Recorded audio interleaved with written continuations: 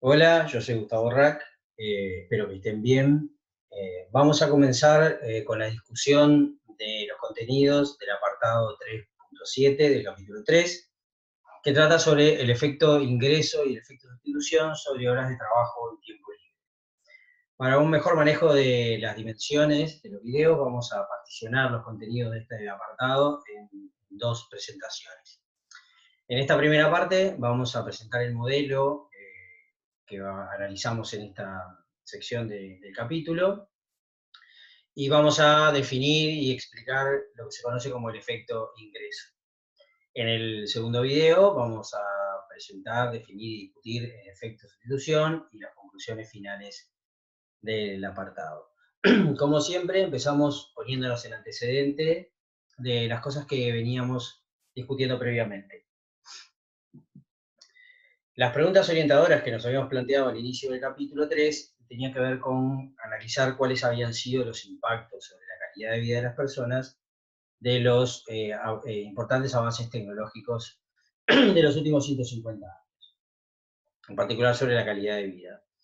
Y analizábamos para eso qué impacto había tenido el cambio tecnológico, no solamente sobre la disponibilidad de bienes materiales, sino también en relación a otras dimensiones del bienestar aproximadas a través del tiempo libre.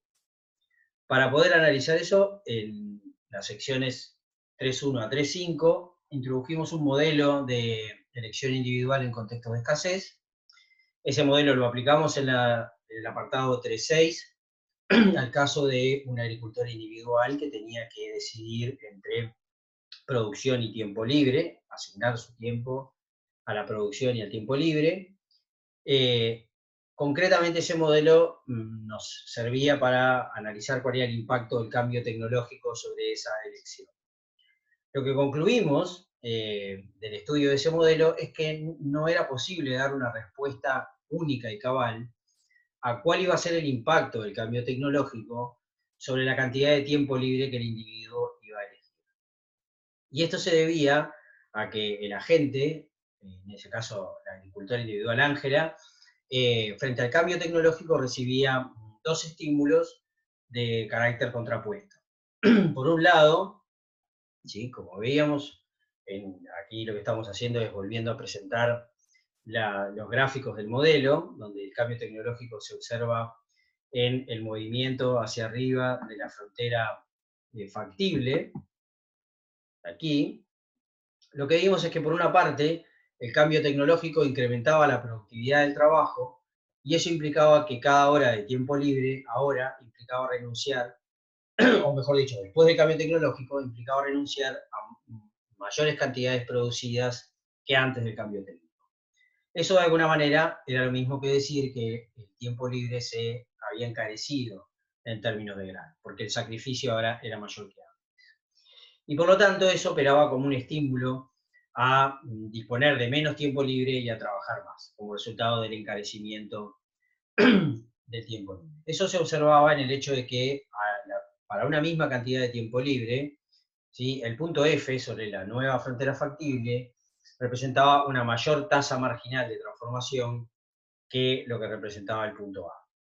Y eso no es otra cosa que decir que en el punto F el costo de oportunidad de una hora más de tiempo libre es mayor que en el punto A. Pero al mismo tiempo, habíamos dicho, el cambio tecnológico provocaba que para una misma cantidad de tiempo libre, ¿sí?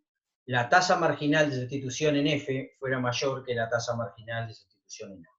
Y eso implicaba que desde el punto de vista de la subjetividad de Ángela, ahora, ¿sí? Su disposición a pagar en medida en grano por una hora más de tiempo libre era mayor que antes. Por lo tanto, el tiempo libre se volvía, desde la perspectiva subjetiva del individuo, un bien más valioso.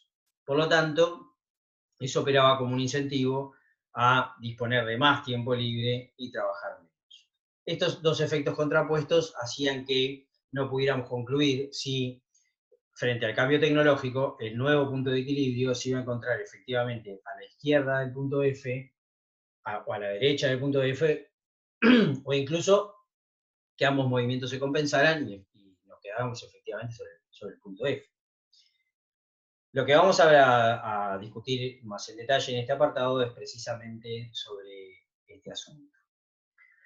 Para discutir sobre el efecto ingreso y el efecto sustitución, vamos a trabajar con un modelo en el que hay un individuo, una persona que está buscando trabajo, su expectativa es de ganar un salario de 15 unidades monetarias por hora. La persona puede elegir cuántas horas trabajar, ¿sí? Cuántas horas efectivamente va a entregar de trabajo. El trabajo le permite un ingreso salarial y ese ingreso le permite comprar cosas para satisfacer necesidades, ¿no? Acceder al consumo. Tanto el consumo de bienes como el tiempo libre son dos cosas valiosas para el individuo, le reportan utilidad. Por lo tanto, tiene que elegir cuánto consumo y tiempo libre va a disponer, así como va a distribuir su elección entre consumo y tiempo libre. Nos planteamos promedios diarios de tiempo libre y consumo y asumimos que el consumo del individuo no puede ser superior a los ingresos que le reporta el trabajo, porque no tiene en principio otras fuentes de ingreso.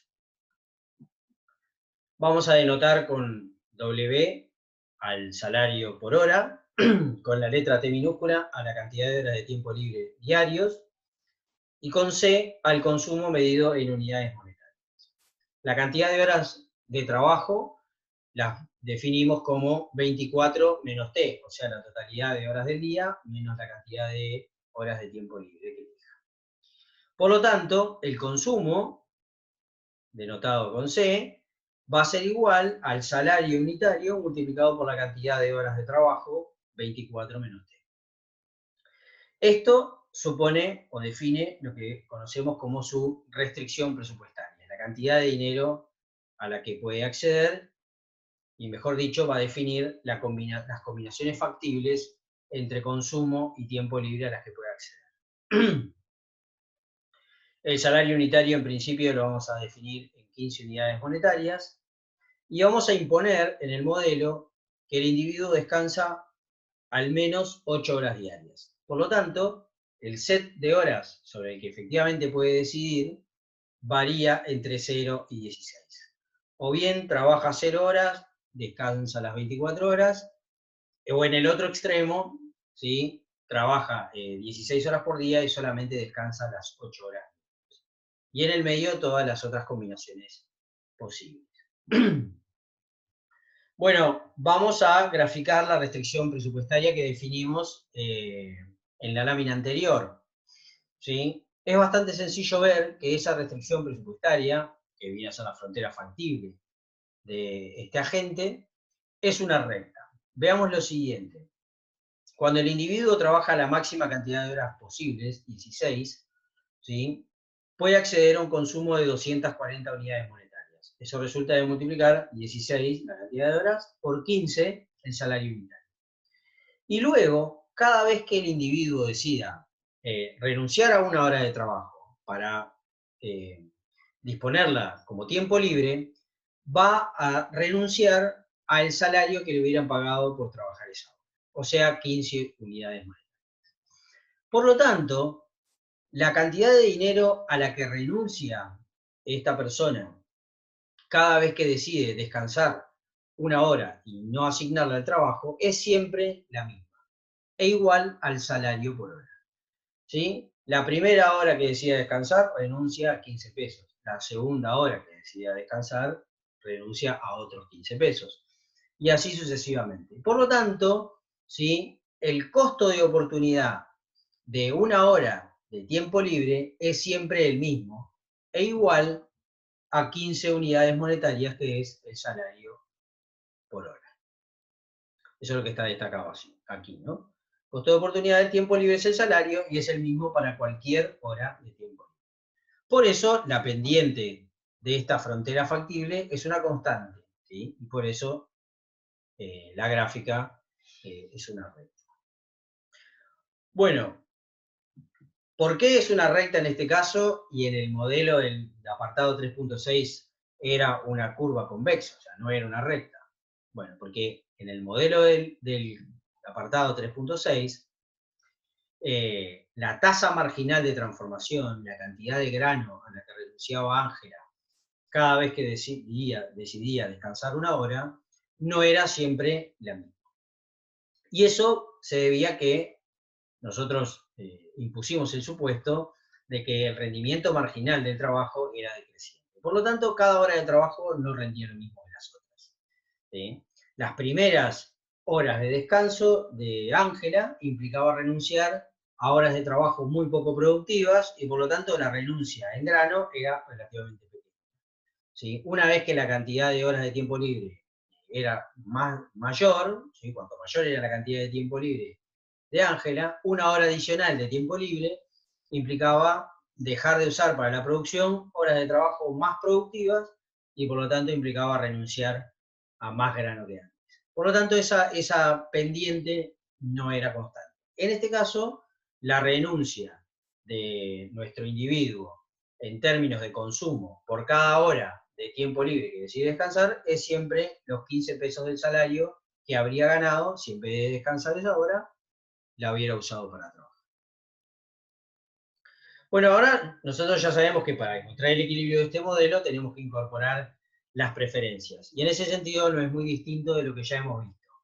El equilibrio del modelo se ubica sobre la curva de indiferencia lo más alejada del origen posible, dada la restricción que impone la frontera factible o restricción presupuestaria. ¿Sí? Esa combinación se da cuando encontramos una curva de indiferencia tangente a la restricción presupuestaria. ¿Sí? Eso ocurre en el punto que hemos denotado como punto A, sobre la curva de indiferencia IC sub 2. Cualquier otro punto de la frontera factible pertenece a curvas de indiferencia que están por debajo de IC sub 2, o sea que son órdenes de utilidad inferiores. Cualquier orden de utilidad superior a IC sub 2 ya no tiene ningún punto de contacto con la frontera factible y por lo tanto son mejores, pero no son posibles. O sea que el equilibrio del modelo está en el punto A. En ese punto A se está cumpliendo la tangencia entre ambas curvas y por lo tanto se están igualando las pendientes. La pendiente de la restricción presupuestaria, ya lo dijimos varias veces, es el salario por hora. La pendiente de la curva de indiferencia es la tasa marginal de sustitución, que en este caso indica a cuánto dinero estaría dispuesto a renunciar esta persona a cambio de disponer de una hora más de tiempo. Bueno, lo que estamos diciendo es que en el punto A, la persona estaría dispuesta a pagar 15 pesos por una hora más de tiempo libre y lo que tiene que pagar por una hora más de tiempo libre son 15 pesos. Y por eso está en equilibrio. En ese punto, que nosotros hemos elegido arbitrariamente, el individuo está eligiendo 18 horas de tiempo libre y trabajando las 6 restantes, y está accediendo a un consumo de 90 unidades monetarias. Pero bueno, una vez que tenemos establecido el equilibrio del modelo, lo que nosotros queríamos analizar es definir a qué le llamamos efecto ingreso, a qué le llamamos efecto sustitución. Ver qué pasa con el equilibrio de este modelo cuando empezamos a introducir algunos cambios. Y el primer cambio que vamos a plantearnos, ¿sí?, es qué ocurriría en el modelo si nosotros le damos a esta persona un ingreso fijo de 50 unidades monetarias. Nótese que estamos diciendo un ingreso fijo, que por lo tanto no depende de su elección de horas de tiempo libre, por tanto tampoco de las horas de trabajo. O sea, no depende de cuánto decida trabajar. Son 50 pesos en cualquier caso. Hay algo acá que hay que preguntarse, y es qué le pasa a la restricción presupuestaria. Si ustedes quieren, en este momento pueden pausar el video y pensarlo tranquilamente antes de seguir con la respuesta. La respuesta es que hay algo que no cambia aquí, cuando pensamos en la restricción presupuestaria, y es el salario por hora. El salario por hora sigue siendo 15 unidades monetarias. Y si el salario por hora es la pendiente de la restricción presupuestaria, entonces la restricción presupuestaria nueva, por lo pronto, tiene que tener la misma pendiente que la vieja restricción presupuestaria. Vamos a ver gráficamente el efecto entonces. Perdón. El aumento, ¿sí?, del ingreso por esta transferencia fija que le estamos dando a la persona desplaza la restricción presupuestaria hacia arriba, pero manteniendo la pendiente. La nueva restricción es esta verde que está aquí. Si nosotros tomamos cualquier hora de tiempo libre y la proyectamos hacia arriba, la distancia vertical entre estas dos rectas son los 50 pesos de transferencia que le estamos dando al individuo. Pero la pendiente sigue siendo igual a 15, que sigue siendo el costo de oportunidad de una hora de tiempo libre. Bueno, obviamente el equilibrio del modelo va a estar sobre la nueva restricción presupuestaria, sobre la recta verde. Pero podemos preguntarnos, ¿qué va a pasar con la cantidad de tiempo libre? ¿Va a aumentar o va a disminuir? Vamos a definir entonces este concepto, el concepto del efecto ingreso. A la variación absoluta en la cantidad de tiempo libre que se produce como resultado de un ingreso adicional del individuo, y esto que voy a resaltar ahora es importante, sin que cambie el costo de oportunidad del tiempo libre. O de otra manera, sin que cambie el precio del tiempo libre. O de otra forma, sin que cambie la pendiente de la restricción presupuestaria. Todas cosas que son sinónimos. A ese cambio en la cantidad absoluta de tiempo libre le vamos a llamar efecto ingreso. Lo que queremos saber es cómo va a ser ese efecto ingreso. ¿Va a ser positivo? O sea, la cantidad de tiempo libre va a aumentar. ¿Va a ser negativo? Porque la cantidad de tiempo libre va a disminuir.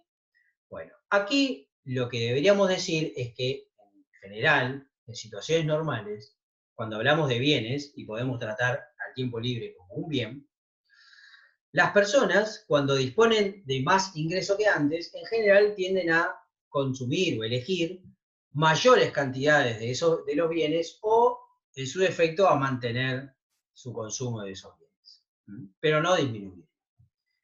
Un ejemplo. Cuando hablamos de la demanda de carne, decimos, bueno, seguramente en una familia, si aumenta el ingreso, la familia pasa a comprar más carne que antes, o en su efecto lo mismo que antes, pero no es esperable que como resultado de ese aumento de los recursos se compre menos que antes. Bueno, eso es lo que esperamos en condiciones normales. Que el efecto ingreso se mueva en el mismo sentido, ¿sí?, que el cambio en el ingreso. Cuando el ingreso aumenta, se eligen mayores cantidades de los bienes, o en su efecto lo mismo. Cuando el ingreso disminuye, se eligen menores cantidades de los bienes, o en su efecto lo mismo. Si tratamos al tiempo libre como un bien normal, entonces deberíamos esperar que el consumidor, que este individuo, mejor dicho, este trabajador, elija, ¿sí?, una asignación con más tiempo libre que antes, con efecto ingreso positivo, o con la misma cantidad de tiempo libre que antes, en cuyo caso el efecto ingreso será nulo. Como es digresión quiere decir, esto es información adicional que no es relevante para lo que estamos discutiendo, a los bienes para los cuales el efecto ingreso se comporta en el sentido contrario al cambio del ingreso se les llama bienes inferiores. Bueno, entonces deberíamos esperar un resultado como el que estamos viendo allí, ¿sí? Por ejemplo, un punto como B, en donde en el nuevo equilibrio el individuo está eligiendo más tiempo libre que antes, 19,5 horas, sobre una curva de indiferencia superior, de orden superior a la anterior, ¿sí? Ahora es I sub 3.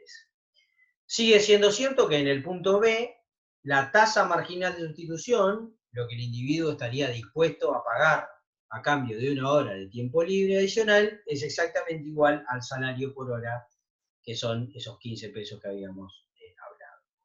En el punto B, el individuo tiene más tiempo libre que antes y también está consumiendo más. Otro resultado factible hubiera sido que el punto B hubiera estado exactamente encima del punto A. Eso habría querido decir que, de acuerdo a las preferencias de este otro individuo, el efecto ingreso es nulo, ¿sí?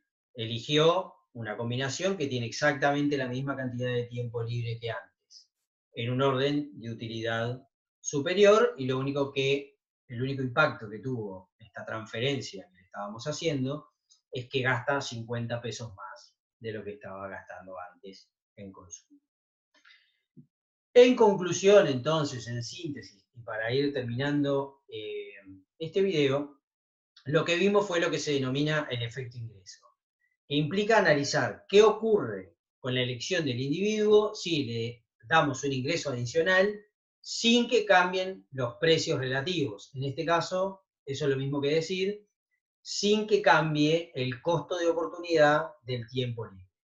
Como resultado, deberíamos esperar, ¿sí?, en condiciones normales, que el efecto ingreso sea positivo o nulo. Eso quiere decir que la cantidad de tiempo libre o bien no cambie o bien se mueva en la misma dirección que el ingreso, o sea, en este caso, incrementándose. Cuando nos planteamos un aumento en el ingreso, el impacto debería ser, esperable, debería ser que el individuo elija una combinación con más tiempo libre o con el mismo tiempo libre que el que estaba eligiendo antes del cambio. Dejamos por acá y complementamos este tema en el siguiente video.